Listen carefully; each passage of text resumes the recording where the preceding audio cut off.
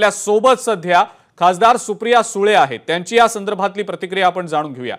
सुप्रिया, आपलं स्वागत एबीपी माझामध्ये। फडणवीसांना लिहिलेल्या पत्रात जयंत पाटलांचं नाव दिलं असं सचिन वाझे म्हणतायत। आता नवा हा उल्लेख येताना दिसतोय। देशमुखांवर तर आरोप केलेलेच होते, पुन्हा आजही त्याबद्दल त्यांनी उल्लेख केला। आपली या सगळ्या संदर्भातली पहिली प्रतिक्रिया। सगळ्यात महत्त्वाची गोष्ट म्हणजे सुप्रभात सगळ्यांना। दुसरी महत्त्वाची गोष्ट की या पत्राचं नावांचं टायमिंग बघा ना जरा। विधानसभेचं इलेक्शन हे आता 2 महिन्यावर आलेलं आहे। इतके वर्ष गल्लीपासून दिल्लीपर्यंत त्यांची गेले 10 वर्ष सत्ता आहे। ह्या गोष्टी आत्ताच कशा येतात आणि आत्ता म्हणायचं आहे जर की गेले 2.5 वर्ष त्यांचं सरकार महाराष्ट्रात आहे। बरोबर विधानसभेच्या आधीच हे पत्र, हे आरोप प्रत्यारोप कसे काय येतात हो?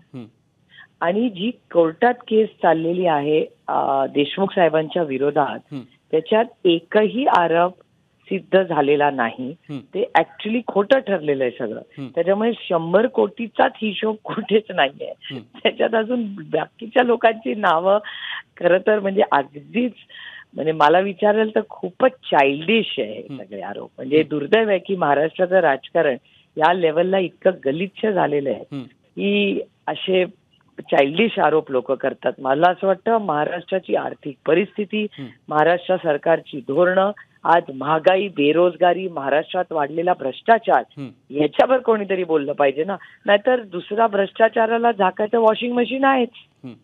नाही, पण सुप्रियाताई, आपण म्हणजे टायमिंगचा उल्लेख केलात की आताच हे आरोप नेमके का होत आहेत। असेच आरोप भाजपच्या नेत्यांनी अनिल देशमुखांवर देखील केले की ज्यावेळेला त्यांनी पत्रकार परिषद घेऊन फडणवीसांवर आरोप केले होते, काही फोटो देखील दाखवले गेले। यावेळेला भाजप नेत्यांनी सुद्धा असं म्हटलं होतं की इतके दिवस अनिल देशमुख गप्प का होते, आत्ताच त्यांनी हे फोटो का दाखवले माध्यमांच्या समोर, कोर्टात जायला पाहिजे होतं, पुरावे द्यायला पाहिजे होते, असं भाजप नेते देखील आरोप करताना म्हणतात। त्यावर नेमकी काय प्रतिक्रिया? एकतर राष्ट्रवादी काँग्रेस पक्ष आणि आम्ही एक अतिशय सुसंस्कृत पक्ष आहोत। शाहू फुले आंबेडकरांचा हा पक्ष आहे। कैलासवासी यशवंतराव चव्हाणांच्या आम्ही विचारांनी पुढे चालतो। त्याच्यामुळे आम्ही प्रत्यारोप आरोप कधीच कुणावर आजपर्यंत केलेले नाही, कधी एवढं गलिच्छ राजकारण आम्ही करणारही नाही। कारण का आम्ही लोकांची सेवा करण्यासाठी राजकारणात आणि समाजकारणात आलोय। काही बदला वगैरे असले गलिच्छ गोष्टी आम्ही कधी केल्या नाही, कधी करणारही नाही। आणि महत्वाची गोष्ट की ॲलिगेशन आम्ही कधीच कुणावर केलेले नाही। जे आरोप किंवा विषय जो निघाला देशमुख साहेबांचा, तो भारतीय जनता पक्ष आणि या महायुती का काय ते म्हणतात स्वतःला, त्यांनी केलेला आहे। त्याच्यावर देशमुख साहेबांनी केलेला आहे। त्याच्यामुळे आम्ही कधीच कुठले आरोप केले नाही। आणि हा 100 कोटीचा जो आरोप, खोटा आरोप देशमुख साहेबांवर केला, तो सगळ्यांनाच माहिती आहे काय केलंय। त्याच्यावर त्यांनी जी कोर्टात केस चालली त्याच्यात 100 कोटी गेले कुठे? हवेमध्ये। कारण का जेव्हा ती केस झाली, FIR झाला, त्याच्या पुढची प्रोसेस झाली, त्याच्यात 100 कोटीचा एकचा पण उल्लेख नाही, 0चा पण उल्लेख नाही। कुठेच त्या केस मग 100 कोटीचा आरोप खोटा ठरला ना। आणि ज्यांनी आरोप केले ते आज आहेत कुठे? आणि भारतीय जनता पक्षाची स्टाईल असे आरोप करायचे, आरोप केल्यानंतर काही दिवसांनी त्याच व्यक्तीचा प्रवेश घ्यायचा, वॉशिंग मशीन मधून काढायचं आणि विषय संपला। डर्टी डझन, तुम्हाला आठवतं ना केवढा मोठा आरोप भारतीय जनता पक्षाने केला। नाही मग सुप्रियाताई, आज सगळे आहेत त्यांच्याच बरोबर, मित्र पक्षात नाही तर सत्तेत। हो, नाही मग आणखीन एक प्रश्न याच निमित्तानं तुम्हाला विचारतो की ज्या पत्राचा उल्लेख सचिन वाझेंनी केलेला आहे, या पत्रामध्ये नेमकं आहे तरी काय? सर्व आपण माहिती त्याबद्दल फडणवीसांना दिली असं त्यांचं म्हणणं आहे। तर मग हे पत्र नेमकं काय आहे, पत्रात नेमक्या कोणकोणत्या गोष्टी आहेत, त्याचा खुलासा व्हावा असं आपल्याला वाटतं का?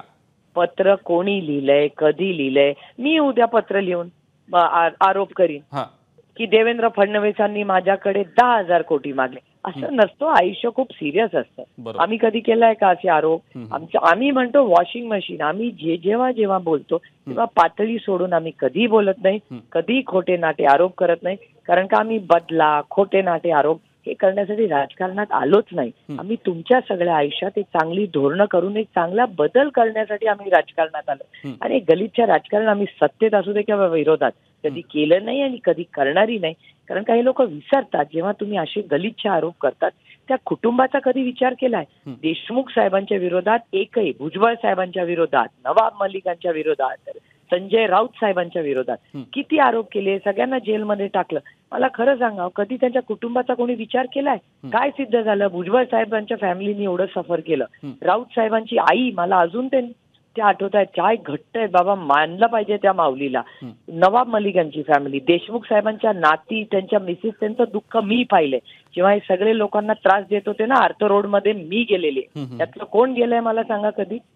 तेव्हा सगळे लपून छपून करतात गोष्टी आणि आता सत्तेमध्ये म्हणतात नाही नाही आम्ही त्यांना साथ. काय सांगता हो, हे गलिच्छ राजकारण आहे. जेव्हा माणूस अडचणीत असतो ना त्याच्यावर उभं राहायला ताकद लागते आणि कन्व्हिक्शन लागतं, जे यांच्या कुणामध्ये नाही. ठीक आहे, ठीक आहे. सुप्रियाताई, खूप खूप धन्यवाद. आपण एबीपी माझाशी बोललात आणि आपली प्रतिक्रिया दिलीत त्याबद्दल. एबीपी माझा, उघडा डोळे बघा नीट.